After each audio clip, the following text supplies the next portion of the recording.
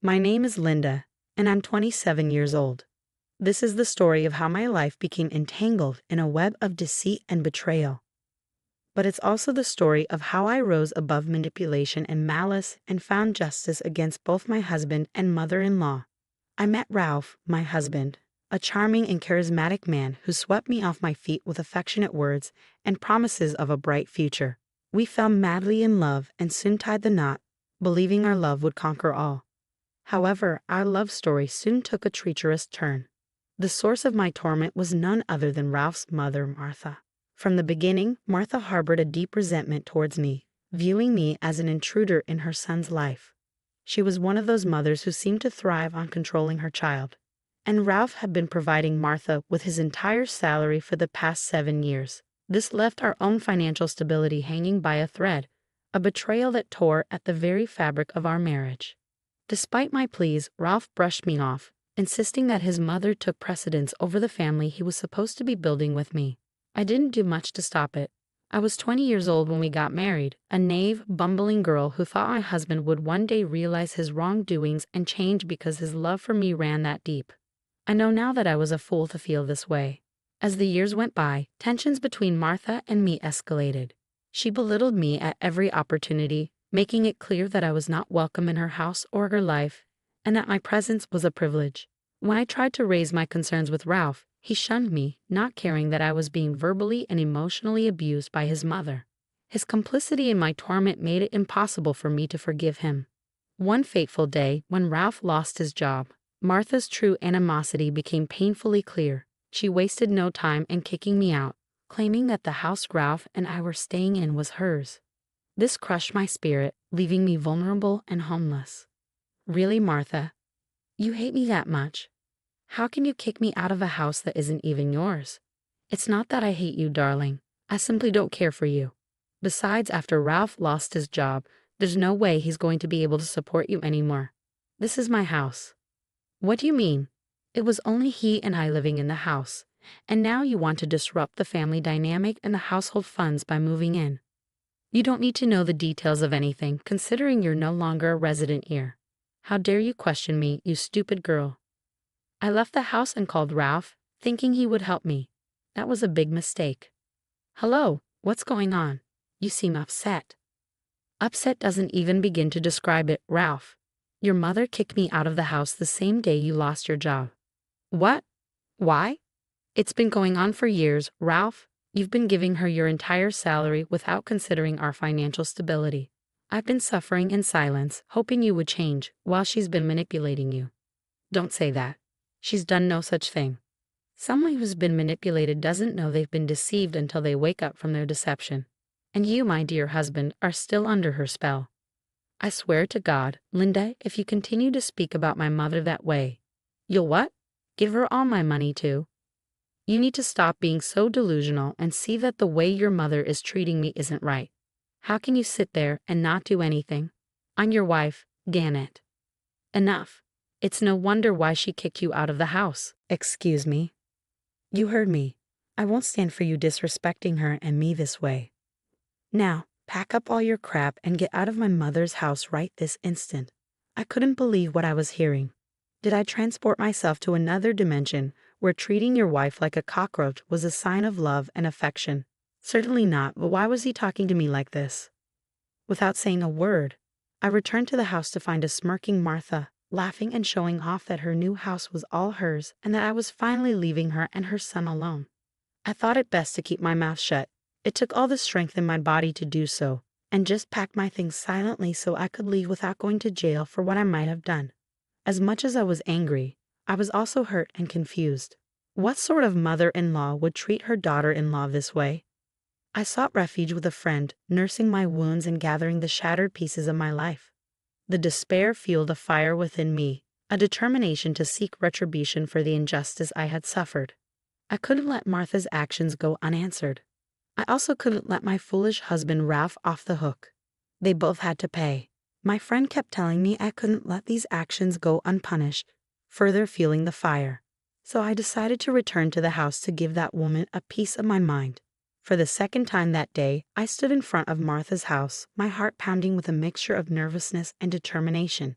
It was time to confront her and make her face the consequences of her actions. As I stepped inside, a wave of memories flooded over me. This house had been a place of pain and manipulation, but very soon it would become a symbol of my victory. "What are you doing here, Linda? You have no right to be in my house." "Oh, I think you'll find that I do, Martha. After all, it was your actions that led me here." Martha's face contorted with surprise and disbelief. She had expected me to cower, to run away defeated, but little did she know I had found my strength. "You think you can just waltz in here and take what you want? You're nothing but a leech, Polly." "No, Martha, I'm no longer the timid woman you could manipulate. I've grown stronger, and I've had enough of your games. You used my husband's salary to build this house, and now it's time for me to take control. You're delusional if you think you can outsmart me. I've been manipulating people my entire life." "Manipulation may be your specialty, Martha, but today the tables have turned. You underestimated me just as you underestimated the power of a woman who has been pushed to her limit." As we engaged in a battle of words, the tension in the room grew palpable. This wasn't just a confrontation between two individuals, it was a clash of wills, a fight for justice. "You may have won this battle, Polly, but the war isn't over. I'll make sure you regret this." "We'll see about that, Martha. I've spent years living under your shadow, enduring your abuse, but today I'm reclaiming my life, my happiness, and my freedom. Your reign is over. Have the day you think you deserve." With those final words, I turned away from Martha, leaving her stunned and defeated. As I walked out of the house, a sense of triumph filled my heart. It was a small victory, but it was a step towards a future free from manipulation and pain. The road ahead would still be challenging, but I was no longer afraid. I had confronted my tormentor, and in doing so, I found my strength. I believe in the power of karma, and boy, oh boy, did I find something that I could use to my advantage. As I was leaving the property, I saw a couple of contractors hammering in a big red sign that said auction on my mother-in-law's front porch. Was she auctioning off the place so soon? But why? This obviously piqued my curiosity, and considering what I knew about her shady business deals, her auctioning off the house might have been part of her ploy all along. What if she was trying to cover her tracks by selling the house? I returned to my friend and revealed the new information. She too thought that everything was just a bit too shady. But I was lucky to find her doing this because that was when I thought of the perfect revenge. I did some more research to confirm if Martha was indeed auctioning off the house, and it was true. She was holding an auction for it, and it was happening the very next day. This made my suspicions grow more and more. I knew that I had to sabotage it somehow and get to the bottom of whatever shady practice was going on. The next day, I stumbled upon an auction notice for Martha's house. It was a stroke of fate, an opportunity to turn the tables and regain control over my destiny. With a newfound sense of purpose, I meticulously planned my revenge. I studied the housing market, calculated the maximum bid I could afford, and prepared myself to confront Martha in the most unexpected way. Little did Martha know that I had risen from the ashes, transformed by the strength that adversity had bestowed upon me. I walked into the auction room, my heart pounding with a mixture of nervousness and determination. But of course, I was stopped by the people who had made my life a living hell for the past 7 years. "Oh, for the love of, what are you doing here? You're obsessed with this, aren't you? I told you not to be here. I'm still very upset with you." "Yeah, well, the feeling is mutual, believe me. I'm here for the auction." They both gasped in unison. "Yep, I have every right to be here just like everyone else. So if you don't like it, then you can take it up with the police after I file a report for harassment." "Huh, you think that you can buy this house? You must be out of your mind, sweetie. Should I kick her out? Meh. Don't bother. She's just embarrassing herself by being here anyway.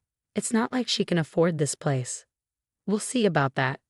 We both stormed off to our designated locations, and Martha was glaring at me. I kept my composure though, trying my best to fit in with the crowd. As the bidding began, I locked eyes with Martha, a glimmer of defiance and triumph shining in my gaze. The atmosphere in the auction hall was charged with anticipation. Bidders eagerly gathered, their eyes fixed on the stage where the prize house would soon be up for grabs. I stood there, my heart pounding with a mix of nerves and determination. "Ladies and gentlemen, we have an exquisite property on the market today. Up for auction is a beautiful mid-century modern house with a rich history. Let the bidding begin." As the bidding commenced, I played my cards strategically. Knowing Martha's shady financial past, I had discreetly leaked information about her alleged embezzlement, casting a shadow over the property's reputation. Potential buyers hesitated, unsure of the risk involved. It was my chance to strike. We have a bid of $200,000. Do we have any higher bids? Crickets. No one raised their paddle. What is happening? Why aren't people bidding higher? This is my house. Looks like your secrets have a way of catching up to you, Martha. No one wants to buy this house at a higher price because of the shadiness behind it all. Martha's face turned red with fury as the realization dawned on her. Just as she had tried to control our lives for years, I could see the panic in her eyes.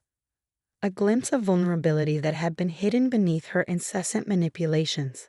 Linda, we need to talk. This isn't right. Save your apologies, Ralph. It's too late for that. You had 7 years to stand up for me, to prioritize our happiness. Now it's time for me to take charge of my own life. You conniving little. Save your insults, Martha. Your reign of control ends here. This house will be a symbol of my victory, a reminder that I will no longer be silenced or cast aside. I put up my paddle, and the auctioneer said, "Do I hear $300,000, folks? No one? Okay, $200,000 going once, twice, and it's sold." And just like that, a house worth well over $1 million was sold for $200,000, and it was all mine. I couldn't believe it. People began to make their way to the exit, unimpressed with the way things turned out, considering the news of the alleged embezzlement that had reached their ears shortly before the bidding. Martha's face twisted with anger and disbelief. She lashed out, desperate to regain control over the situation. "You think you've won, Linda? This house means nothing. You'll never be able to afford its upkeep and taxes. You'll regret this." "Oh, Martha, don't worry about me. I have plans in place, and this house will be a stepping stone to a better future. As for regrets, well, they belong to those who've lost everything, just like you." With those final words, I turned my back on Martha, leaving her seething with rage. She was screaming and crying as Ralph tried to console her. But they just looked like a whole mess. The victory was mine, and it tasted sweeter than I could have imagined. As I walked away from the confrontation, a sense of liberation washed over me. I had reclaimed my power, broken free from the chains of manipulation. Ralph tried to approach me, his face filled with remorse and desperation. But I held my ground, refusing to be swayed by his empty promises. "It's over, Ralph. I won't be a pawn in this toxic game any longer. We're done. I'll send over the divorce papers once I settle down in my new home." But where will we live? Honestly, you need to be worrying more about that embezzlement accusation than anything else, because at this rate, both of you will be living in jail. Linda, don't do this. Too late. Already did it.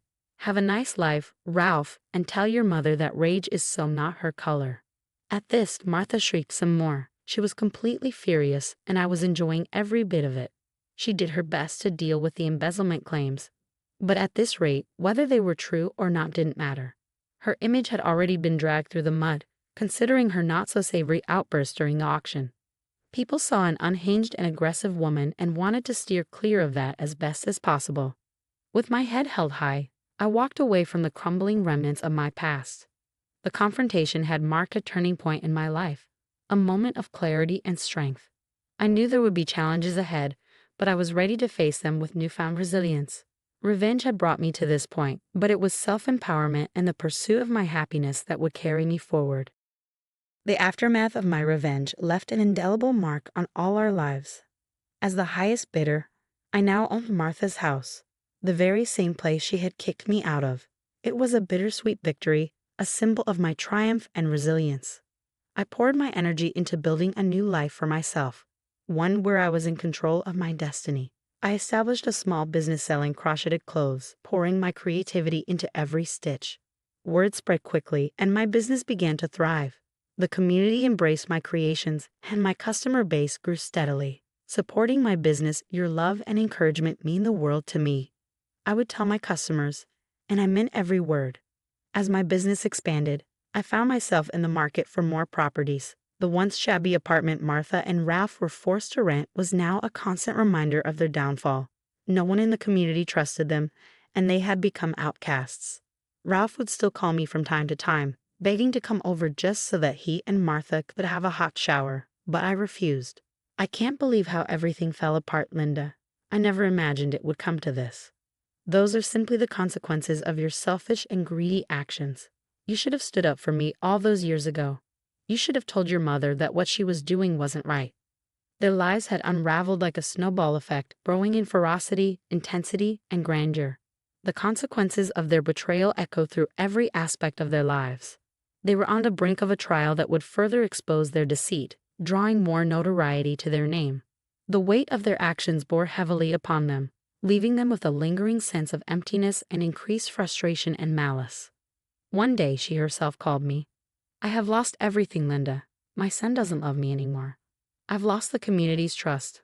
I'm left with nothing. You have to help me. The consequences of your choices have caught up with you, Martha." But this was never solely about revenge. It was about seeking justice and reclaiming my power. "I hope that you get everything that you deserve, be it good or bad."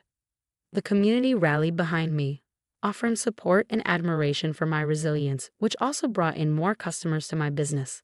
Through my success, I found a newfound understanding of my own strength and determination. The sense of closure I had yearned for was finally within my grasp. As I gazed upon the properties I now owned, I realized that revenge had propelled me forward, but it was my perseverance and resilience that brought me true fulfillment. The past had shaped me, but it would no longer define me. With each passing day, I embraced the beauty of my journey, leaving the shadows of betrayal behind.